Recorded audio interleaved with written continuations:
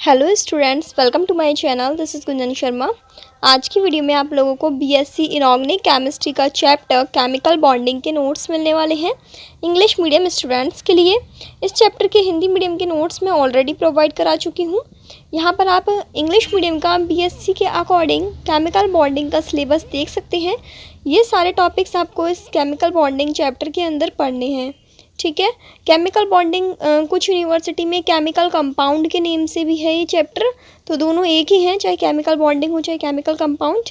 आपको यही सारे टॉपिक्स उस चैप्टर के अंदर पढ़ने हैं, जिसके नोट्स आज आपको इस वीडियो के अंदर मिलने वाले हैं। और ये जो नोट्स मैं इस वीडियो में प्रोवाइड कराऊंगी ये सभी यूनिवर्सिटी के स्टूडेंट्स के लिए हेल्पफुल हैं, यदि आप ये नोट्स अच्छे से पढ़ते हैं तो, ठीक है। नाउ यहाँ से आपकी केमिकल बॉन्डिंग चैप्टर के नोट्स स्टार्ट होते हैं। आप अपनी वीडियो को फुल स्क्रीन पर कर लीजिए। इसमें आपका फर्स्ट टॉपिक है हाइब्रिडाइजेशन। इसकी डेफिनेशन मैंने आपको ऑलरेडी ऑर्गेनिक केमिस्ट्री में जो चैप्टर था आपका स्ट्रक्चर बॉन्डिंग वाला, उसके अंदर समझाया हुआ था हाइब्रिडाइजेशन का पूरा टॉपिक, तो वो आप वहाँ से कर लेना। वैसे इसके अंदर ओनली आपको डेफिनेशन करनी है इसकी। फिर नेक्स्ट इसमें टॉपिक है आपका रूल्स ऑफ हाइब्रिडाइजेशन। तो ये सारे रूल्स आपको करने हैं। यदि हाइब्रिडाइजेशन वाला टॉपिक आता है आपका एग्ज़ाम में तो आपको हाइब्रिडाइजेशन की डेफिनेशन और इसके रूल्स बताने हैं, ठीक है। नेक्स्ट इसमें टॉपिक है orbitals which participate in hybridization. तो ये हाइब्रिडाइजेशन में जो ऑर्बिटल्स पार्टिसिपेट करते हैं जैसे sp, sp2, d3s, dsp2, इनके अंदर कौन कौन से ऑर्बिटल पार्टिसिपेट करते हैं ये आपको पता होना चाहिए। इनकी ज्योमेट्री पता होना चाहिए और इनके बॉन्ड एंगल पता होना चाहिए। तो इसकी टेबल बनाई हुई है यहाँ पर, इससे आपको समझ में आ जाएगा, ठीक है। फिर ये ज्योमेट्री और शेप लिखी हुई है, वही हाइब्रिडाइजेशन से रिलेटेड टेबल है ये। फिर एक एक करके इसमें सारे हाइब्रिडाइजेशन समझाए हुए हैं। sp हाइब्रिडाइजेशन, sp2 हाइब्रिडाइजेशन, इनके एग्जाम्पल्स भी दिए हुए हैं। ये हाइब्रिडाइजेशन वाला टॉपिक आप ऑलरेडी 11th-12th क्लास में पढ़ के आ चुके हैं, तो इसमें आपको ज़्यादा दिक्कत नहीं होने वाली। वहाँ पर भी आपने ये चैप्टर पढ़ा हुआ है। इसके कुछ ही इसमें हाइब्रिडाइजेशन जो एक्स्ट्रा ऐड हुए हैं जैसे dsp2, तो ये वाला अलग है, ये आपने नहीं पढ़ा होगा 11th-12th में, तो इसको आप यहाँ से देख लेना, समझ लेना। देखो, यदि आपको कोई भी टॉपिक समझ में नहीं आता है तो आप उस टॉपिक को पर्टिकुलर यूट्यूब पर सर्च करिए और समझ लीजिए। बाकी बीएससी में आपको कितना पढ़ना है और कितना लिखना है एग्ज़ाम में, उस चीज़ की हेल्प करेंगे ये नोट्स। तो जो आपको नोट्स की दिक्कत होती है वो नोट्स मैंने प्रोवाइड कर दिए हैं। आप केवल ये नोट्स पढ़ लेना एनफ है इस चैप्टर के लिए।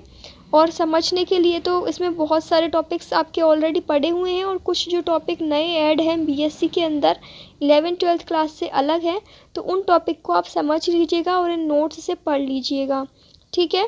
नेक्स्ट इसमें इम्पॉर्टेंट टॉपिक है आपका VSEPR theory, valence shell electron pair repulsion theory. ये थ्योरी आई हुई है प्रीवियस ईयर में। आप अपनी यूनिवर्सिटी के प्रीवियस ईयर क्वेश्चंस ज़रूर चेक करें नोट्स के साथ साथ, जिससे आपको आइडिया लग जाए कि किस टॉपिक से किस तरह के क्वेश्चंस पूछे जाते हैं। इस थ्योरी के अंदर आपको ये 4-5 पॉइंट जो इसमें दिए हुए हैं ये पूरे एक्सप्लेन करने होते हैं। यदि बड़े मार्क्स में आता है तो इन पॉइंट्स के अंदर जो डिटेल एग्जाम्पल्स भी डाले हुए हैं वो भी आप एक्सप्लेन कर सकते हैं। और यदि ओनली सेक्शन बी में 5 नंबर में आता है तो ओनली आप इस जो वेस्पर्ड थ्योरी है इसके जो ऊपर ऊपर के पॉइंट्स हैं उन पॉइंट्स को आप लिख सकते हैं। बाकी उनके एग्जाम्पल आप स्किप कर सकते हैं। वो ओनली आपका जब 10 नंबर में 15 नंबर में पूछा जाए बड़े मार्क्स के अंदर तो आपको डालने हैं, ठीक है। इसके अलावा ये जो हाइब्रिडाइजेशन के एग्जाम्पल्स डाले हुए हैं ना मैंने, ये सारे एग्जाम्पल्स कर लेना, क्योंकि इस चैप्टर से आपके कोई सा भी एग्जाम्पल आपसे पूछ लिया जाता है, उसका हाइब्रिडाइजेशन, उसका डायग्राम, उसकी ज्योमेट्री, उसकी शेप, बॉन्ड एंगल, सब कुछ, ठीक है। तो यहाँ पर आप एक एक पॉइंट को अच्छे से करें। अब इसका जो 7th पॉइंट है ये इम्पॉर्टेंट है क्योंकि इससे रिलेटेड ये आया हुआ है कॉन्सेप्ट, ये वाला आपका प्रीवियस ईयर में, तो इसको आप अच्छे से करें।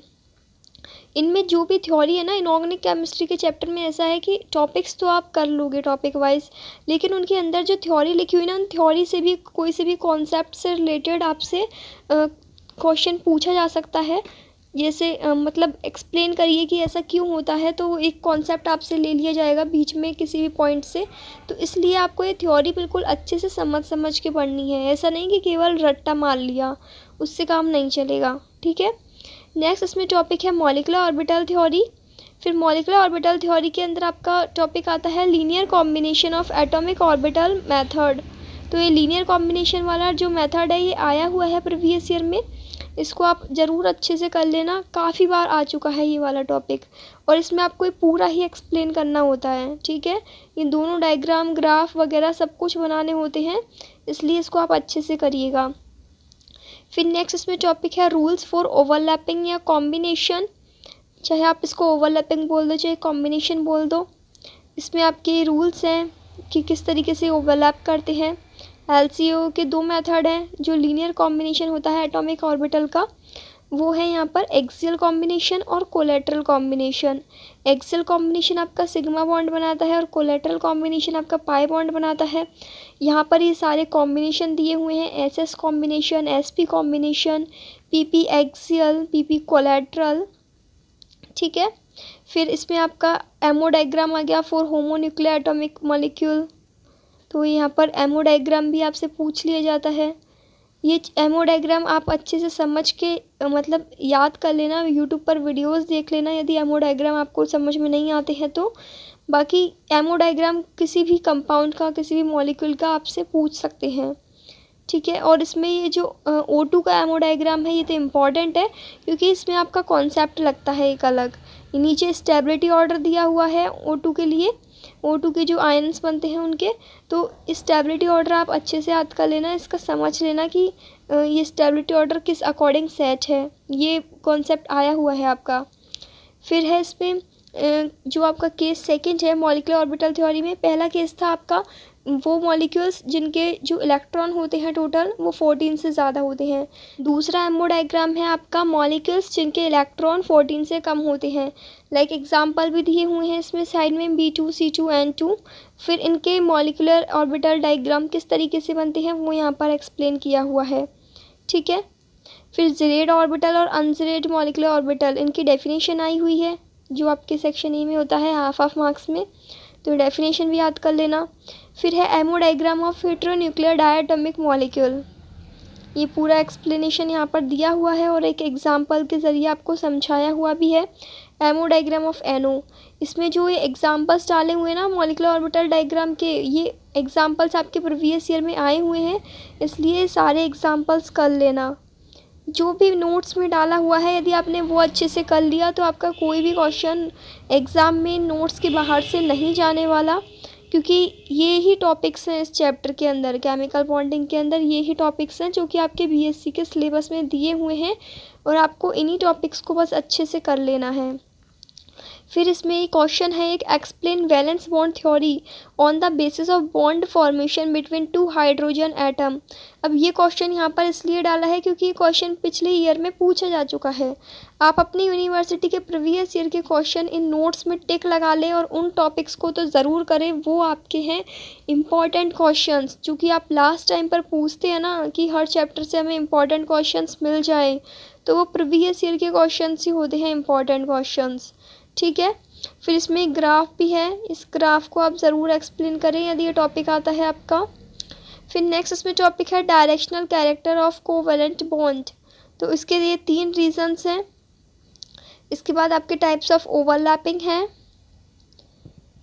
आई होप आप यहाँ से एक एक पेज अच्छे से क्लियरली देख पा रहे होंगे। यदि आपको ये वर्ड्स क्लियर नहीं दिख रहे ना तो वीडियो का रेजोल्यूशन हाई कर लेना।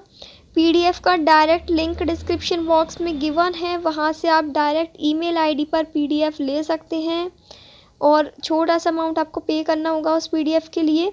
बाकी जिन्हें फ्री में नोट्स चाहिए तो वो वीडियो में से देखकर एक एक पेज का यहाँ से स्क्रीनशॉट ले सकते हैं और अपनी पीडीएफ बना सकते हैं, ठीक है। इसके अलावा अदर चैप्टर के नोट्स आपको लेने के लिए डिस्क्रिप्शन बॉक्स में मैं लिंक डाल दूँगी, या फिर आप प्लेलिस्ट चेक कर लेना।